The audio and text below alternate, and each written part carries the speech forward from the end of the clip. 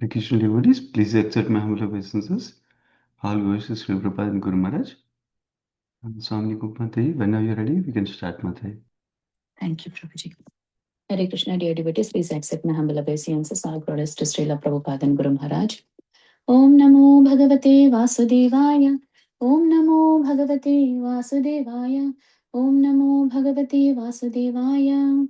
Narayanam Namaskrityam Naranchaiva Narottamam Devim Saraswatim Vyasam Tato Jayam Mudirayed Nashpatrayesha Bhadreshu Nityam Bhagavata Sevayat Bhagavate Uttama Sloke Bhaktir Bhavati Naishtike कृष्णाय वासुदेवाय देवकी नन्दनाय च नन्दगोपकुमाराय गोविन्दाय नमो नमः नमो पङ्कजनाभाय नमो पङ्कजमालिने नमो पङ्कजनेत्राय नमस्ते पङ्कजाङ्घ्रि Today we are reading from Srimad Bhagavatam, 10th canto, 68th chapter, verses 19 to 36, the marriage of Samba. Text 19. They approached Lord Balarama and worshipped him with gifts of cows and arghya, as was fitting. Those among the Kurus who understood his true power bowed down to him, touching their head to the ground. Text 20. After both parties had heard that their relatives were doing well and both had inquired into each other's welfare and health, Lord Balarama forthrightly spoke to the Kurus as follows. Text 21, Lord Balarama said, King Ugrasena is our master and the ruler of the kings. With undivided attention, you should hear what he has ordered you to do, and then you should do it at once. Text 22, King Ugrasena had said, even though by irreligious means several of you defeated a single opponent who follows the religious codes, still I am tolerating this for the sake of unity among family members. Text 23. Upon hearing these words of Lord Balarama's, which were full of potency, courage, and strength, and were appropriate to his transcendental power, the Kauravas became furious to speak as follows. Text 24. The Kuru's noble said, Oh, how amazing this is! The force of time is indeed insurmountable. A lowly shoe now wants to climb on the head of the bears of the royal crown. Text 25. It is because these Rishnis are bound to us by material ties that have granted them equality, among allowing them to share our beds, seats, and meals. Indeed, it is we who have given them their royal thrones. Text 26. Only because they looked the other way could they enjoy the pair of the yak tails, fans, and conch shells, white umbrellas, thrones, and royal bed. Text 27. No longer should the Yadus be allowed to use these royal symbols, which were now cause trouble for those who gave them, like milk fed to poisonous snakes. Having prospered by our grace, these Yadavas have now lost all the shame and are daring to command us. Text 28. How could even Indra dare usurp anything that Bhishma, Drona, Arjuna, or the other Kurus have not given him? It would be like a lamb calming the lion's skill. Text 29. Sri Badarayani said, O best of the Bharatas, after the arrogant Kurus, thoroughly puffed up by the opulence of this high birth and relation, had spoken to these harsh words to Lord Balarama, they turned and went back to their city. Text 30. Seeing the bad character of the Kurus and hearing their nasty words, the infallible Lord Balarama became filled with rage, his constancy frightful to behold. He laughed repeatedly and spoke as follows. Text 31. Lord Balarama said, Clearly, the many passions of these scoundrels have made them so proud that they do not want peace. Then let them be pacified by physical punishment, as animals are with a stick. Text 32 33. Ah, Only gradually was I able to calm the furious Yadus and Lord Krishna, who was also enraged, desiring peace for this Kauravas. I came here, but they are so dull-headed, fond of quarrels and mischievous by nature that they have repeatedly disrespected me.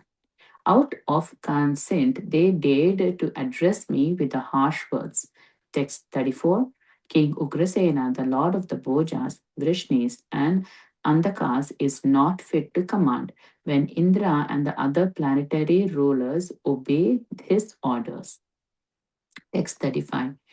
That same Krishna who occupies the Sudharma's assembly hall and for his enjoyment took the Parijata tree from the immortal demigods, that very Krishna is indeed not fit to sit on a royal throne. Text 36. The goddess of fortune herself, ruler of the entire universe, worship his feet, and the master of the goddess of fortune does not deserve the paraphernalia of a mortal king. Thank you very much, Prabhuji and Matajis. Hare Krishna. Yeah, thank you so much, Swami Mataji. Hare Krishna. Hare Krishna, dear Pankaja Mali Prabhuji. Please accept my humble obeisances. All Guru Kumar Sri Prabhupada.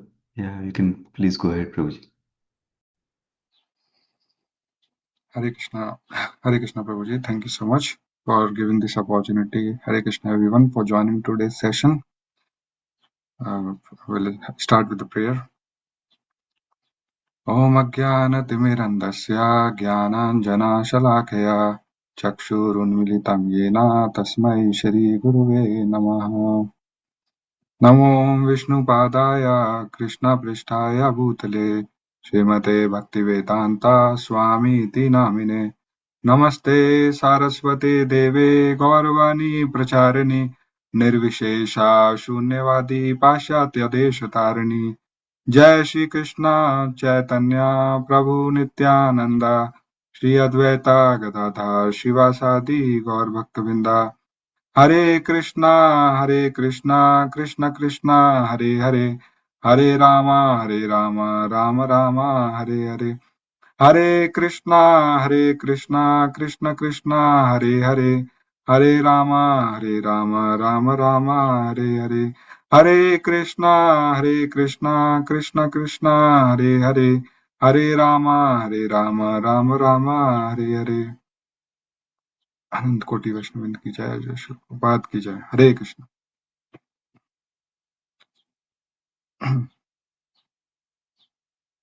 Start sharing my screen. All right. So we are in verse, Canto 10, chapter 68, verse number 19. So this basically covers the marriage of Samba. So yesterday we have seen or heard text 1 to 18, which covered how some background about this Samba and how Samba kidnapped the daughter of Duryodhana from her Swayamvar. So, and then we have heard that how Kurus got angry and attacked the Samba and basically took him away, take him to the bring him back with their daughter to the kingdom. And in continuation, right? So we have seen they were very angry, and then about what has happened, because the Duryodhan daughter Lakshmana actually selected a different person for marriage, but Samba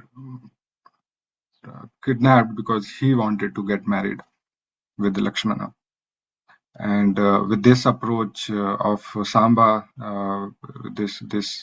so Kauravas were very angry, and that's how everything started. And hearing this, when Narad Muni informed um, Yadavas, so Yadavas were raging for for a battle so that they can bring back Samba. So, but Balram interfered, and because Balram is well-wisher of Kurus as well, we know that he was the guru of Kurus. Especially his favorite student was Duryodhana. So he doesn't wanted to have a battle between two dynasties, Yadu dynasties and Kuru dynasty. So he pacified the Yadavas and told them we can handle this peacefully. So he along with some learned personalities and Brahmanas, he came to Kauravas, Hastinapur, and they were residing or set wait the outside the Hastinapur in the garden, and then Uddhava went in. Balram sent Uddhava to check and inform Kauravas, and hearing that Balram has came himself, Kauravas were very happy, and Kauravas first of all welcomed Uddhava and then approached Balram. So in today's text 19, we see how Kauravas worshipped, well worshipped, right, Lord Balram, and with the gift of cows and arghya, water. Offering arghya means washing feet and hand, how we offer in the arti. So well worshipped and well received. So Kauravas received Balram very nicely. So Kauravas, they understood the true power of Balram, and they bowed down and touching their head and offering their obeisances. So this nicely shows how we should welcome or recognize, welcome the guest, and also recognize the Lord's power and respect, offer our respect. So Lord Himself came to their kingdom, but for a Vaishnava, whenever we go to the temple, we should properly offer respect to Lord. And in next verse, so what we see, so both side inquired about each other welfare of their relatives and their health, welfare, everything. So they doesn't directly started, Balram doesn't started bringing the point why he came for. So what we learn here is even during disagreement, that we come across a lot of different situation. There will be some disagreement between even the Vaishnavas.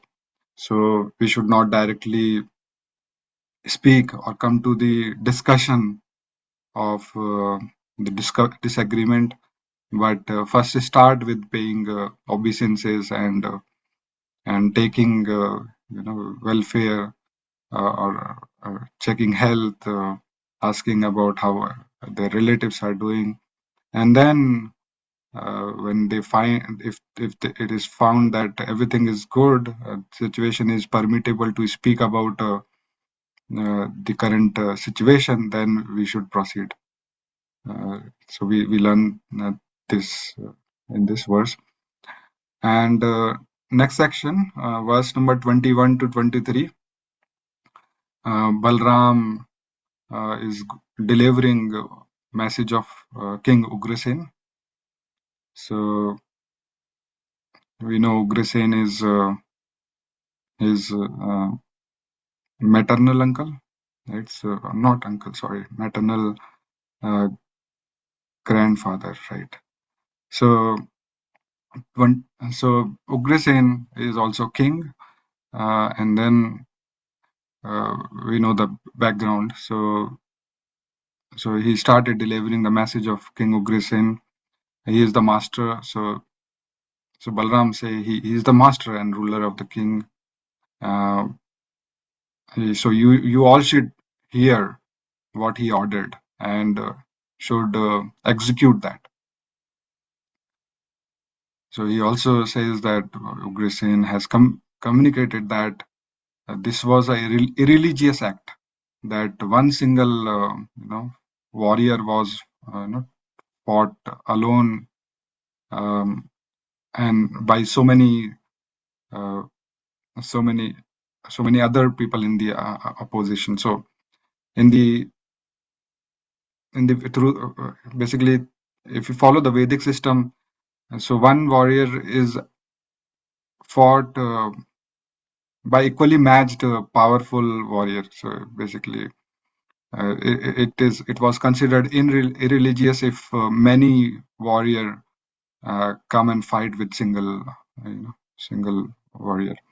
So that's what this point brings out, that so Ugrasen is acknowledging that Kurus defeated Samba unfairly by many warrior attacking one warrior, and is willing to overlook it for family unity. And so basically it shows a lesson from here is we should be we should forgive and tolerate, which is the sign of maturity. So Ugrasen doesn't immediately demand for revenge, but he forgive and showing the tolerating attitude. But what we see in verse number 23, as Lord Balram communicated the message of Ugrasen, all the Kurus became furious, and so even though they know who is Lord Baladev and what is what is his powers, but they become neglectful. So what we see is sometimes peaceful approach is also rejected because of false ego of that the person. So now we'll see more deeper, what the other lessons we can take from this chapter, spiritual lessons. So text 24, how so the Kurus started saying how amazing this is. The force of time is indeed insurmountable. A lowly shoe now want to climb on the head of that bear the royal crown. So from here onward, we going to see how dangerous the false prestige can be. So Kurus are comparing Yadavas as shoes. We can see how precarious situation it is going. They are mocking Yadavas and comparing them with shoes, and trying to shoes are trying to raise above the head, and they're accepting that this time or this is showing the Kali Yuga is already came. They also accepting, but their comparison is very showing the false pride and not acceptable. So they are judging the superiority here based on social status or political power. So yeah, next verse. They continue saying, Vrashnis are bound to us by material ties, that we have granted them equality, allowing them to share our bed, seat, and meals. Indeed, it is we who have given them their royal throne. So this basically again shows taking credit of small things, and what they are doing. They are also forgetting the real source here. And so what we can learn from this is, if we do a small help to somebody and that person become flourish in their life, we should not consider that everything they have is given by us, but it is actually given by Krishna himself.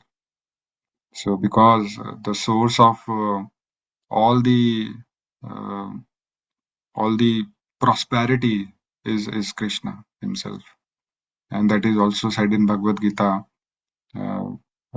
Bhagavan says that in chapter 18, that I am the cause of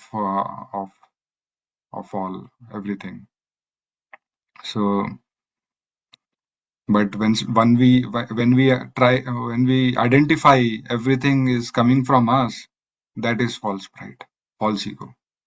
So we should not do that mistake. That is also the biggest hindrance in bhakti, path of bhakti. So verse 26, they continue to say, because we looked the other way, could they enjoy the pair of yak tail fans and conch shell white umbrella thrown, like they are counting, right, showing if they would have not done the favors. I really don't know what favor they have done, but they are thinking themselves as the ruler of the world based on political situation, and then they are thinking they are only giving everything to Yadavas. Yeah, so this things can false ego can take us in, take anyone in, basically people start considering themselves as Lord. So they are here's this symbolizes, right, this material possession basically create the illusion of superiority.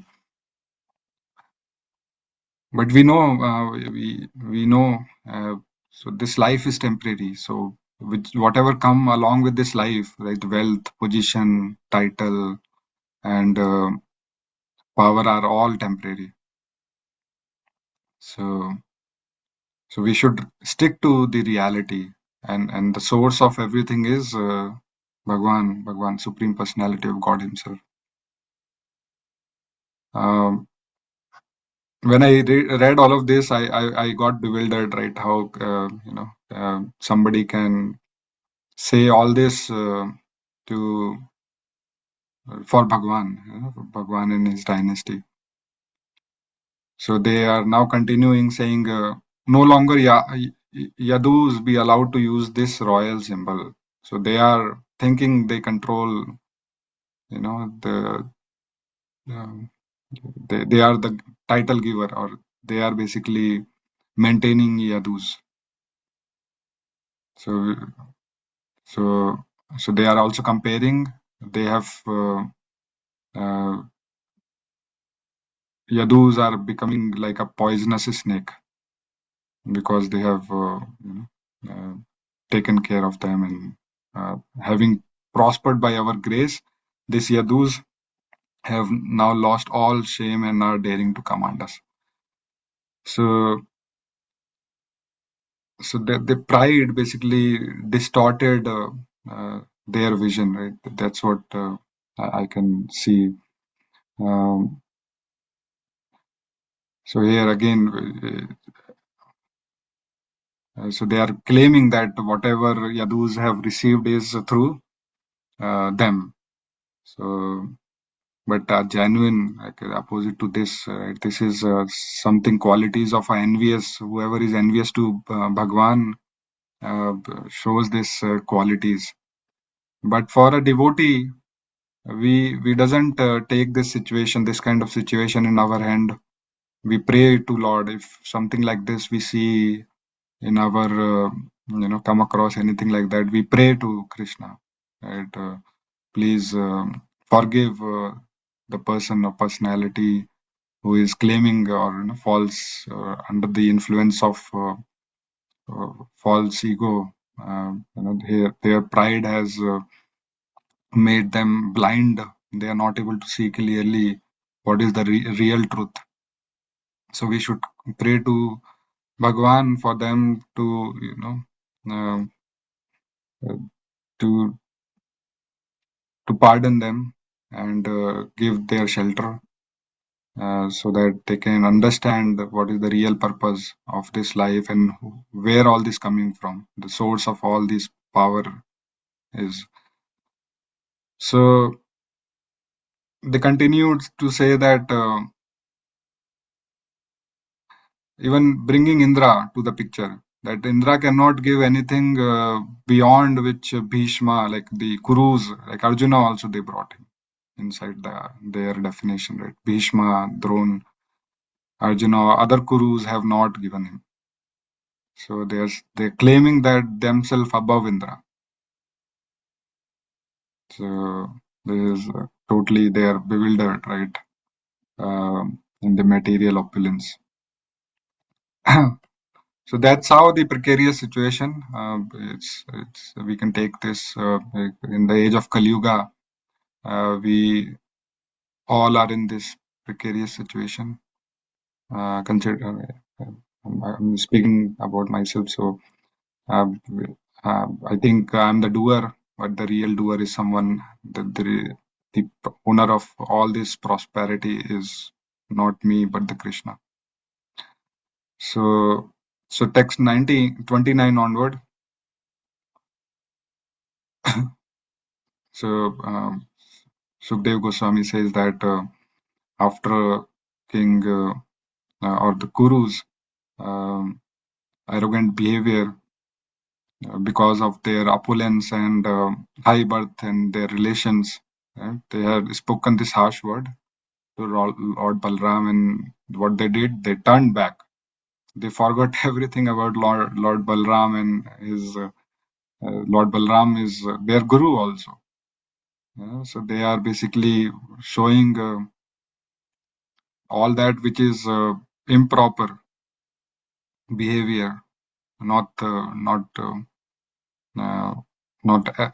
ethical. So they turned and went back to their city. And so what we learn from verse 24 to 29, so false prestige, blind intelligence. So a person may have wealth, education, family, prestige, political power, social status, but if they lack real wisdom, they are in a very precarious situation. So from text 30 onward, Balram is going to reveal his supreme. Basically, first he start with questioning the current situation, and then why, and also he's also will say about the real. The real, basically all the sources, or the real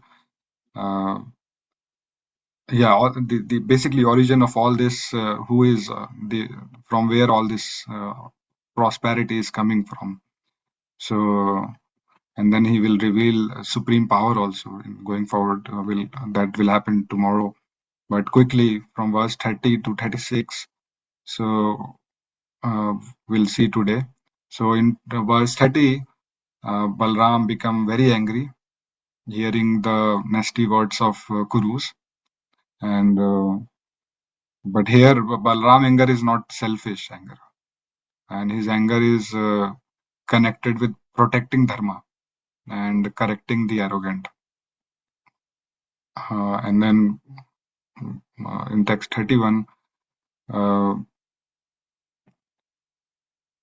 so Lord Balram says that this all the prosperity, right, made them so much proud, and the proud actually became so heavy on them that they do not want peace. Lord Balram came to make a peace agreement. Do not wanted to have fight between these two dynasty, but now, so Balram has decided to give some punishment. Like if an animal become out of control, what his owner does, he give little punishment. So that punishment is nothing but a mercy. Right? Lord's punishments are mercy in our life. So whenever we see, so that basically is going to avoid bad consequences. So appropriate punishment is also a form of protection and correction. So in verse 32-33, Balram explains he came to maintain the peace, but Kurus are actually insulting him. So through Lord initial response for peace, we can learn the how we can excellent what is the excellent approach of resolving conflict. So Lord Balram doesn't got uh,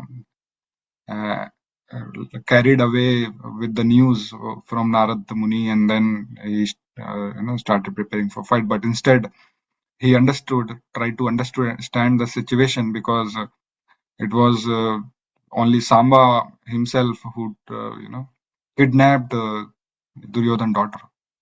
So he understood the situation first, and then communicated with their party, all other Yadus, and forgive them, and then came for an attempt of peace. So this is the nice way, excellent way of how we should handle any situation, a conflicting situation. And now he's taking appropriate action. So because he tried the peace path of peace, but which because of the false pride and prestige of Kurus, it didn't work out. So he's still not going to fight with them, but going to teach them lesson. And verse 34, the Lord, the king, basically Lord Balram says, the king Ugrasen, the Lord of Bhujas, Vrishnis, and the Kazas, is he not fit to command, while Indra and other planetary ruler obey his order? So basically, here we see Kurus has misunderstood the true hierarchy of power.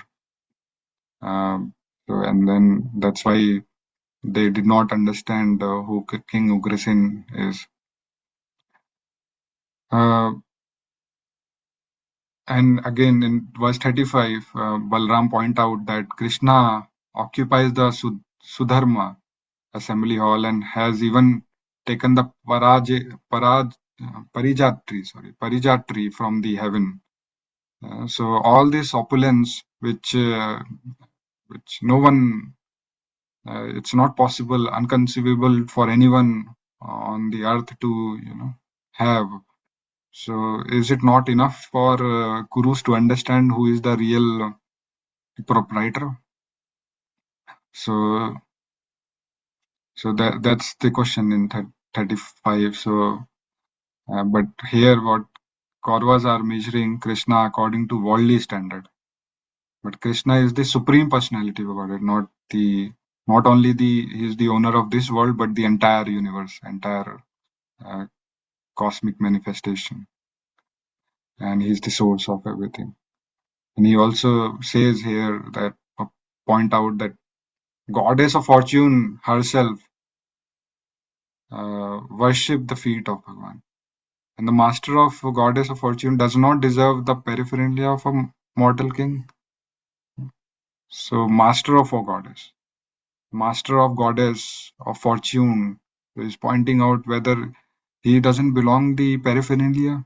All that paraphernalia which Kauravas said in previous verse, that this we have given all this chamar, shank, and everything is they are the one who is giving, as in respect.